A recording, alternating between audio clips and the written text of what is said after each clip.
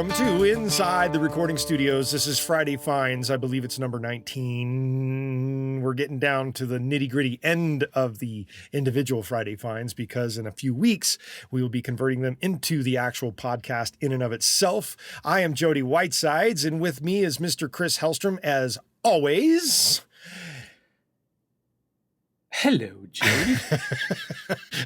Pregnant pause. And as usual, what we will do, we will start with Chris on what he has discovered this week that you and I should know about, because I don't even know what he's going to say yet. Go. Yeah. I had the experience this week where I opened up some old sessions, like 10-year-old sessions. That I'm going to Are you really that old? Yeah, the math checks out. Okay. And it was one of those cases where a part on one of these guitar tracks had a very prominent effect that I had used. Uh-oh. And it was from a company called Camel Audio. Camel Audio. Yeah. And Apple. they these days, yes. But at this point, they weren't. They're the makers of Alchemy, and they had another plugin called Space Effects. Space. And said Space Effect had a lot of cool parameters that you could work with and create these unworldly sounds. And I had used it on the guitar on one of these tracks. Oh, boy. And you know where I'm going with this, right? Oh. Because it's like, shit, I don't have that anymore. Right. You know, because it either got lost in the shuffle of going to 64-bit or something like that. But anyway, I don't have that anymore. However, it happens in this day and age. It tends to do when you open old projects. And this is before I was smart enough to balance everything. And specifically kind of a decade so ago.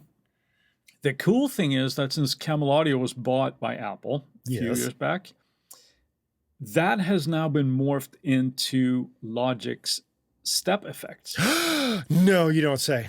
I do say. Oh, that's good to know. As I was trying to open this session, Logic tells me this plugin is no longer available, but you can import the settings into step effects. Logic actually told you this? Yes. That's pretty darn cool. And it pulled up the same parameters and everything, and it was really, really cool. So if you're not a Logic user, too bad for you this week. Yeah.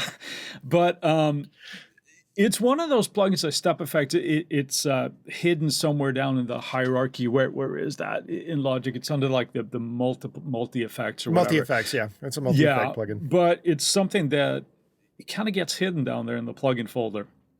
But it is really, really cool. I really like it. So it saved my butt this week. So 2 thumbs up for Step Effects from Logic this week for me. Well, there it is. 2 thumbs up for you. All right. Absolutely. Saving your butt. What do you got? I am going into the archives of about 9 months ago, roughly-ish. Ooh. 9 months ago. It was a different time back then. Yes, it was. 9 months ago was a different time. That different time was me working at NAMM, NAMM for all those out there. And I was showcasing a piece of audio gear that happened to be right across the aisle from a software company. And I'm not sure where they're from. I know it's somewhere in probably a Scandinavian country. Oek Sound. And I think that's how it's pronounced. O-E. I think it's just Oek Sound, isn't it? Is it Oek Sound? Maybe it is. Okay, maybe it's Oek Sound. They were really, really nice guys. I hooked them up with the hardware company that I was showcasing my tremendous guitar playing skills for. Glad I can laugh at myself on that. Well, you got to laugh, don't you? Of course. Anyway, they were kind enough to show me their softwares that they have and then essentially tell me you need to try it. So I got it. And that particular software plugin that I'm going to announce today is Soothe version 2. And Soothe is a really interesting plugin. It is super process intensive. I the best way to describe it is that you can set up an EQ curve and then you can tell it to either expand or contract, I guess is the best opposite word of that, but dip out certain frequencies that become offensive to the EQ curve. So it's sort of like a dynamic EQ, but it's not exactly a dynamic EQ. Because it's frequency or spectrum wide. It's not like Q and frequency wide in that sense, because it does everything depending on what your entire Q curve is, not based on individual pieces of a curve. So it's almost like a cross between the dynamic EQ and a de-esser.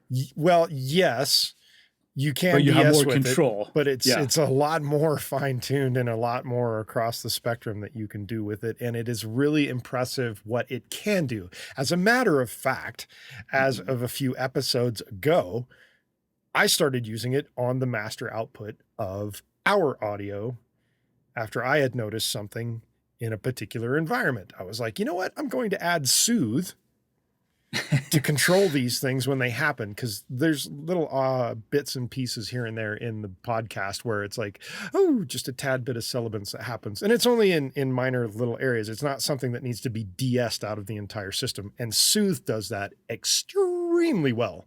So my pick for this week is Soothe. And while I learned about it back in January, I'm telling you about it now because you need to have it. It's still cool. It's still very cool, and it works extremely well. So there you have it. Soothe 2 by Oek Sound. Yes. Yeah. Very cool. So that will take care of us for today for Friday Finds. You, if you're watching this on YouTube, can see us in a couple of hours on YouTube, or you will be able to pick us up on your favorite podcast app at noon today. And we only have a couple more of these left before we put them into the actual podcast itself. So see you later from me. See you later.